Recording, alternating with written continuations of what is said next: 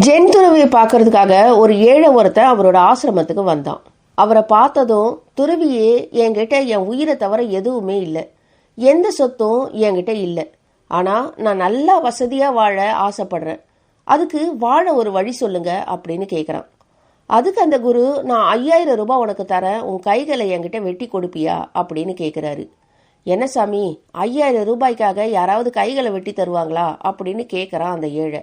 அதுக்கு அந்த குரு, நான் உனக்கு 10,000 ரூபாய் தரேன், உன் கால்களையாவது வெட்டி கொடு அப்படின்னு கேட்குறாரு. அதுக்கும் அவன் ஒப்புக்கொள்ளவே இல்லை. சரி, வேணும்னா உனக்கு 50,000 ரூபாய் கூட கொடுக்குறேன், உன் கண்களையாவது எனக்கு கொடு, அது எனக்கு தேவைப்படும் அப்படின்னு அவர் சொல்றாரு. அதுக்கும் அவன் முடியாதுன்னு சொல்றான். கடைசியா அவர் சொல்றாரு, உனக்கு 1,00,000 ரூபாய் தரேன், உங்ககிட்ட இருக்கிற உயிரை எனக்கு கொடுப்பியா அப்படின்னு கேட்குறாரு. அதுக்கு அந்த ஏழை, என்னால் நிச்சயமா நீங்க சொல்றதை செய்ய முடியாது, ஏன்னா என்னை நம்பி என்னோட குடும்பம் இருக்கு, நான் இறந்துட்டா என்னோட குடும்பத்தை யார் காப்பாற்றுவாங்க அப்படின்னு கேட்குறான்.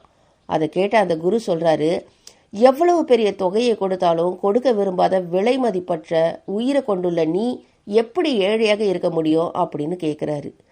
உழைத்து வாழ்க்கையில முன்னேறு அப்படின்னு சொல்லி அனுப்புறாரு.